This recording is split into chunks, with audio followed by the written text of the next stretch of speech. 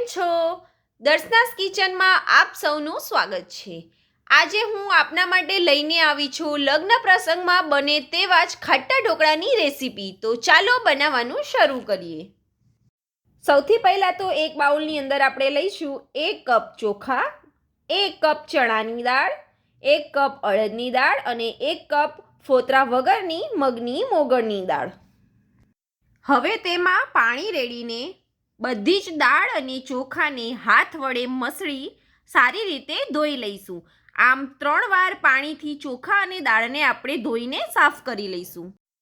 આપણે જે અહીંયા દાળ ચોખા માટેનું જે કપનું માપ લીધેલ છે તે માપ આપ કોઈ પણ વાડકી કે કપથી લઈ શકો છો.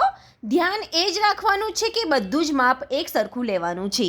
દાળ ચોખા ધોવાઈને તૈયાર છે. હવે દાળ અને ચોખામાં જોઈતા પ્રમાણમાં પાણી રેડી બાઉલને ઢાંકી ઓવરનાઇટ એટલે કે 6 થી 7 કલાક પલળવા માટે આપણે રેસ્ટ આપીશું. જોઈ શકો છો રેસ્ટ આપ્યા બાદ ચોખા અને દાળ સારી રીતે ફૂલી ગયા છે. હવે એક મિક્સિંગ જારમાં થોડા પ્રમાણમાં દાળ અને ચોખા એડ કરીશું.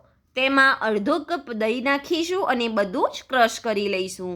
આમ 3 વાર આપણે મિક્સર જાર ફેરવીશું, જેમાં આપણે 1.5 કપ દહીંનો યુઝ કરીશું. દહીં થોડુંક ખાટું લેવાનું છે. ખીરું વટાઈને તૈયાર થઈ ગયું છે. જોઈ શકો છો ખીરાને આટલું ઘટ વટાઈને તૈયાર કરી લેવાનું છે. હવે આપણે આ ખીરાને ફરીથી 5 થી 6 કલાક રેસ્ટ આપવા મૂકવાનું છે, જેથી ખૂબ જ સોફ્ટ ઢોકળા બનશે, સાથે તેનો સ્વાદ પણ ખૂબ જ સરસ આવશે. હવે આપણું ખીરું ઢોકળા બનાવવા માટે એકદમ તૈયાર છે. સરસ આથો પણ આવી ગયો છે.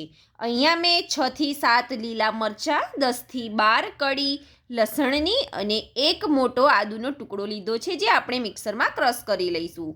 હવે ખીરાની અંદર આપણે એડ કરીશું 1 ચમચી લીંબુના ફૂલ અને ખીરાને બરાબર હલાવી લેવાનું છે, જેથી લીંબુના ફૂલ ઓગળી જાય. ત્યારબાદ તેમાં નાખીશું હળદર 1 ચમચી, સ્વાદ પ્રમાણે મીઠું એડ કરી લઈશું. ત્યારબાદ આદુ મરચાં લસણની પેસ્ટ એડ કરી બરાબર હલાવી લઈશું. જો તમને લાગે કે ખીરું થોડું ઘટ છે તો થોડું પાણી એડ કરી આ રીતનું પરફેક્ટ ખીરું બનાવી લેવાનું છે. હવે આપણે અલગથી એક મિક્સિંગ બાઉલ લઈશું, જેમાં આપણે જેટલું ખીરું સ્ટીમ કરવાનું છે એટલું જ ખીરું આ બાઉલમાં આપણે કાઢી લઈશું. અહીંયા મારે 2 થાળી સ્ટીમ કરવા મૂકવાની છે, તો હું 2 થાળી જેટલું ખીરું અહીંયા અલગથી કાઢીને બાઉલમાં રેડી કરી લઈશ. હવે તેની અંદર આપણે એડ કરીશું ઈનો. અડધી ચમચી જેટલો આપણે અહીંયા ઈનો એડ કરવાનો છે. આ પ્રોસેસ કરવાનું કારણ એ જ છે કે આપણે જોઈતા પ્રમાણમાં ખીરું લઈને ઈનો એડ કરીને પછી સ્ટીમ કરીશું તો રિઝલ્ટ પરફેક્ટ જ મળશે. ખીરાને બરાબર થોડું હલાવી લઈશું. હલાવ્યા બાદ આપણે જે પણ થાળી સ્ટીમ કરવાની છે તે થાળીને આપણે ગ્રીસ કરી લઈશું ઓઇલથી અને આપણે આ ખીરું એ થાળીમાં એડ કરી લઈશું. આપને જેટલા જાડા કે પાતળા ઢોકળા ભાવે તે પ્રમાણે આમાં ખીરું આપણે એડ કરવાનું રહેશે. હવે આપણે તેની ઉપર લાલ મરચું સ્પ્રિંકલ કરીશું, જેથી ઢોકળાનો લુક આફ્ટર સ્ટીમ પછી ખૂબ જ સરસ થઈ જશે. અહીંયા મેં આ પ્રકારનું ઢોકળા બનાવવાનું સ્ટીમર લીધું છે, જેમાં નીચે 2 ગ્લાસ પાણી રેડી ઉકાળી લીધું છે. હવે ખીરું ભરેલી ટ્રેને આપણે તેની ઉપર મૂકી દઈશું. ઢાંકીને તેને 7 થી 10 મિનિટ મીડિયમ ગેસ પર સ્ટીમ થવા દઈશું. ઢોકળા આપણા તૈયાર થઈ ગયા છે. આપણે તેમાં આ રીતે ચપ્પુ લગાડીને ચેક કરીશું. ચપ્પુ સાફ આવે છે તો ઢોકળા આપણા તૈયાર છે.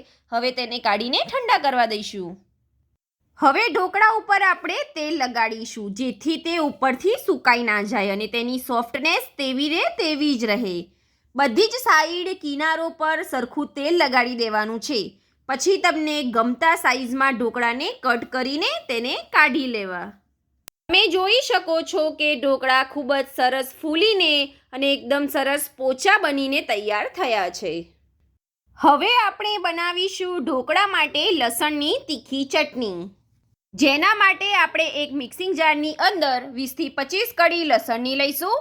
તેમાં 3 ચમચી કશ્મીરી લાલ મરચું, 1 ચમચી તીખું લાલ મરચું એડ કરીશું. ત્યારબાદ તેમાં સ્વાદ પ્રમાણે મીઠું એડ કરી તેને ક્રશ કરી લઈશું. અધકચરું વટાઈ ગયું છે. હવે તેમાં 5 થી 6 ચમચી જેટલું પાણી રેડી ફરીથી ક્રશ કરી લઈશું. ખૂબ જ સરસ ક્રશ થઈને તૈયાર છે. હવે તેમાં એડ કરીશું 3 મોટી ચમચી જેટલું તેલ. તેલ એડ કરવાથી ચટણી તમે 1 મહિના સુધી સ્ટોર કરી શકો છો અને તેનો કલર પણ સારો આવી જાય છે. ચટણી આપણી તૈયાર છે. હવે ઢોકળા અને ચટણીને સર્વ કરી લઈશું. ઢોકળાને મેં લાલ ચટણી અને તેલ સાથે સર્વ કર્યા છે. લગ્ન પ્રસંગમાં અને બહાર મળે તેવા જ ઢોકળા ઘરે બનીને તૈયાર છે. જો તમને પણ આ રેસીપી ગમી હોય તો ચોક્કસથી તમે બનાવજો અને તમારા પ્રતિભાવો કોમેન્ટ બોક્સમાં જરૂરથી મોકલજો.